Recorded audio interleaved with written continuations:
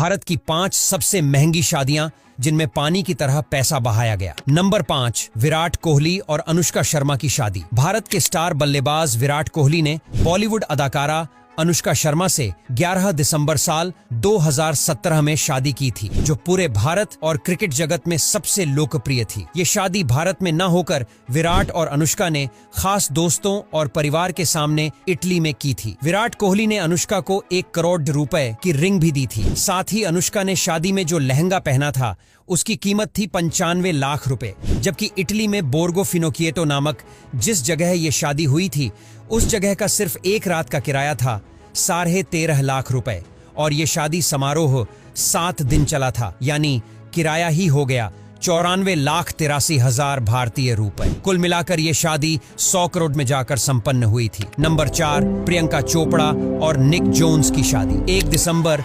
2018 में प्रियंका चोपड़ा ने 7 समंदर पार अमेरिका के सिंगर निक जोन्स के साथ पहले क्रिश्चियन फिर हिंदू रीति रिवाज के साथ शादी की।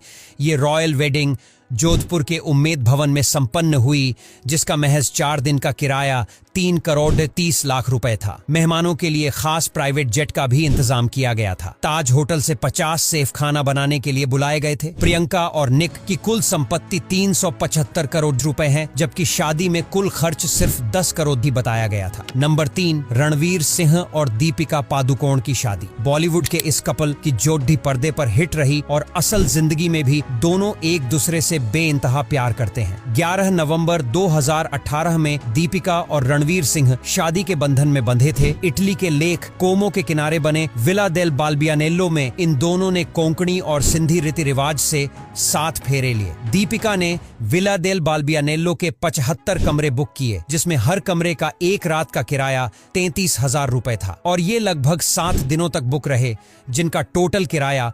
1,73,95,000 रुपए बैठा। दीपिका ने अपनी शादी में 20 लाख की शादी खास तौर पर डिजाइन कराई थी। इस शादी की सिक्योरिटी के लिए 1 करोड़ रुपए खर्च कर दिए गए थे। लगभग 100 करोड़ रुपए खर्च करके ये शादी का अवसर पूरा हुआ। इसके अलावा रणवीर ने दीपिका को रोम में एक महल भी तोहफे में दिया, जिसकी कीमत करोड़ों में है। नंबर 2, ईशा अंबानी और आनंद पिरामल की शादी। रिलायंस इंडस्ट्री के चेयरमैन मुकेश अंबानी की बेटी ईशा अंबानी और आनंद पिरामल 12 दिसंबर 2018 को शादी के बंधन में बंधे थे। ये शादी महंगी शादियों की लिस्ट में दूसरे स्थान पर है। शादी के पहले ही सारी रस्में उदयपुर के उदय विला में रखी गई थी, जहां पूरे देश भर से 400 लग्जरी कारें मंगवाई गई थीं। क्योंकि शादी मुकेश अंबानी की बेटी ईशा अंबानी की थी, तो इसमें देश विदेश के सभी बड़ी हस्तियां शामिल हुई थीं, जिनकी आने जाने के सुविधा के लिए 200 चार्टर्ड विमानों का इंतजाम किया गया था। उदयपुर के सभी होटल बुक कर दिए गए थे। ईशा अंबानी के शादी का कार्ड ही 30 लाख रुपए में बनकर तैयार हुआ था। अब आप एक कार्ड की कीमत से शादी में होने वाले खर्च का अंदाजा लगा सकते हैं।